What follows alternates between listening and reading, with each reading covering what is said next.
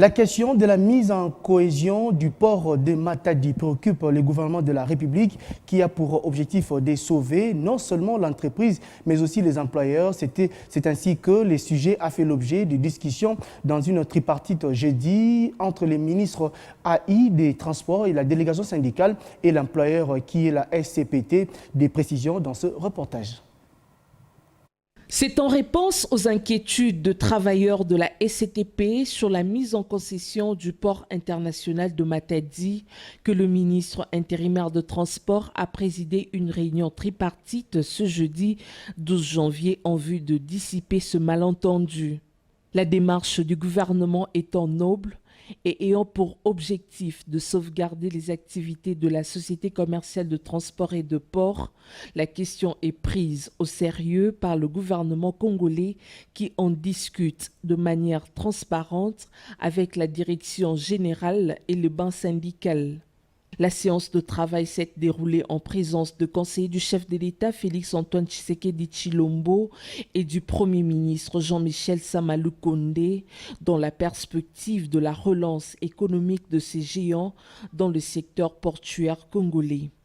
Armand Ossassé, président de l'intersyndicale de la SCTP, s'est montré confiant à l'issue de la réunion.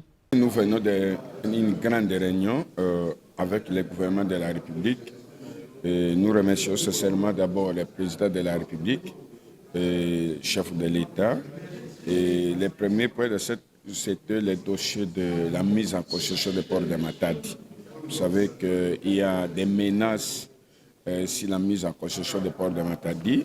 Et conformément aux institutions président de la République, il avait demandé au bas syndical d'approcher les gouvernements pour avoir des informations, discuter avec les gouvernements, parce que nous, notre rôle, c'est de protéger les intérêts des agents et protéger aussi les intérêts de la société. Donc, nous sommes en discussion et ça évolue bien.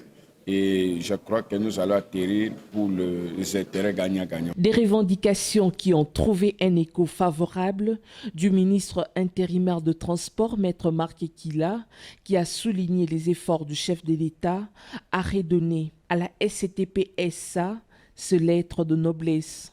Pour Maître Marc Ekila, pas question d'oublier l'intérêt des travailleurs dans le nouveau projet d'aménagement du port international de Matadi. Ce projet sera exécuté par l'entreprise Qatari Mediterranean Shipping Company, MSC en abrégé, qui a fait ses preuves, notamment dans la modernisation du secteur portuaire de la Côte d'Ivoire.